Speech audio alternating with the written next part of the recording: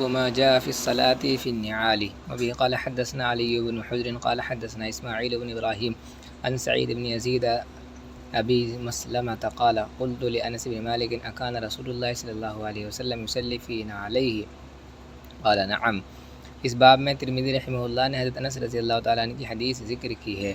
عن سعید بن یزید ابن ابی سلمہ قال قلت لأنس بن مالک أكان رسول اللہ صلی اللہ علیہ وسلم يصلي في نعليه قال نعم. ترمذی جلد نمبر 1 صفحہ نمبر 78 مرتب.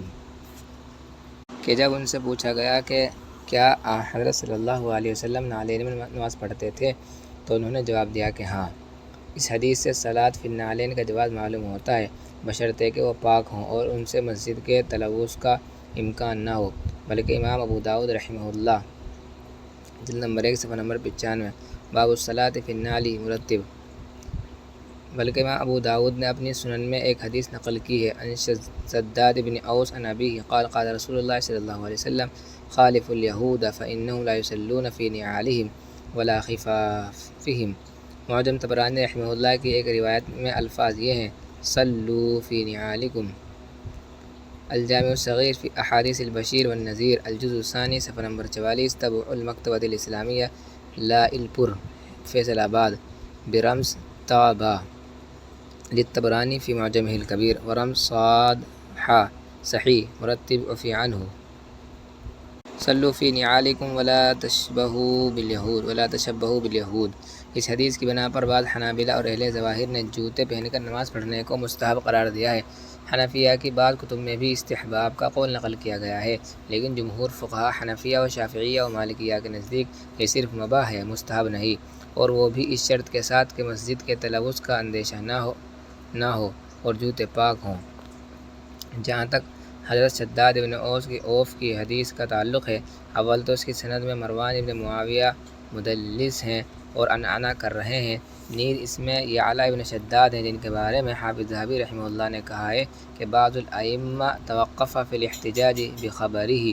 دوسرے اس حدیث میں یہ واضح کر دیا گیا ہے کہ صلاۃ فی النعال کا حکم مخالفت یہود کی غرض سے دیا جا رہا ہے، جس سے معلوم ہوا کہ اصلاً یہ فعل مباح تھا لیکن ایک خارجی سبب سے مستحب ہوا، اور آج کل یہود و نصارہ جوتے پہن کر عبادت کرتے ہیں، اس لیے مخالفت کا تقاضا خلع نعال ہے، کما حققہ الشیخ العثمانی فی فتح الملہم جلد نمبر 2 صفحہ نمبر 147 باب جواز الصلاۃ فی النعلین کتاب المساجد الی آخرہ مرتب. اس کے علاوہ اول تو عہد رسالت میں عموماً ایسے چپل پہنے جاتے تھے جو سجدے میں پاؤں کی انگلیاں زمین پر ٹکنے سے مانع نہ ہوتے تھے. دوسرے مسجد نبوی کا فرش پختہ نہیں تھا. تیسرے سڑکوں پر نجاست نہ ہوتی تھی اور جوتوں کو پاک رکھنے کا اہتمام کیا جاتا تھا. اس کے برعکس آج یہ باتیں نہیں ہیں، اس لیے اب ادب کا تقاضا یہی ہے کہ جوتے اتار کر نماز پڑھی جائے. چنانچہ ہمارے فقہا نے اس کی تصریح فرمائی ہے، اور آیت قرآنی فاخلع نعلیک انک بالواد المقدس طویٰ سورۃ طٰہٰ آیت نمبر 12 پارہ نمبر 16 قال علم قولہ فاخلع نعلیک امر موسیٰ صلی اللہ تعالی علیہ وسلم بذلک لم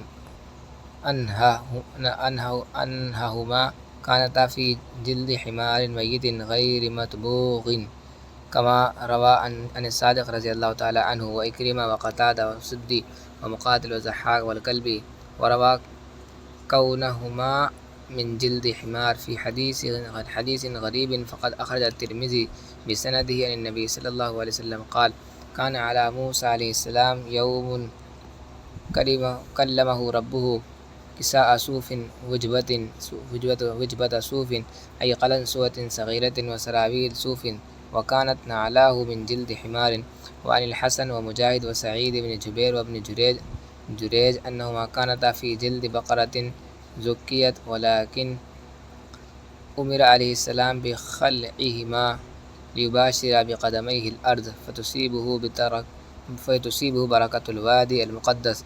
وقال الأسم لأن الحفة أدخل في التوزع وحسن الأدب، ولذلك كان السلف الصالحون يطوفون بالكعبة حافين، ولا يخفى أن هذا ممنوع عند القائل بأفضلية الصلاة بالنعال كما جاء في بعض الآثار، ولعل الأسم لم يسمع ذلك أو يجيب عنه. وقال أبو مسلم لأنه تعالى أمنه من الخوف وأوقفه بالوزع الطاهر وهو عليه السلام إنما لبسهما اتقاء من الأجداث وخوفا من الحشرات. وقيل المنى فرغ قلبك من الأهل والمال، وقيل من الدنيا والآخرة. كذا في روح المعاني في تفسير القرآن العظيم والسبع المثاني والمجلد التاسع الجزء السادس عشر صفحہ نمبر 129. رشید اشرف ارشدہ اللہ الی ما یحبہ ویرضاہ ووفقہ لہ.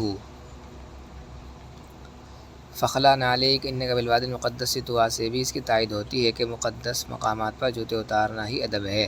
خلاصہ یہ ہے کہ اصلاً حکم زیادہ سے زیادہ اباحت کا تھا، لیکن مخالفت یہود کے عارض سے اس کا حدیث میں امر کیا گیا.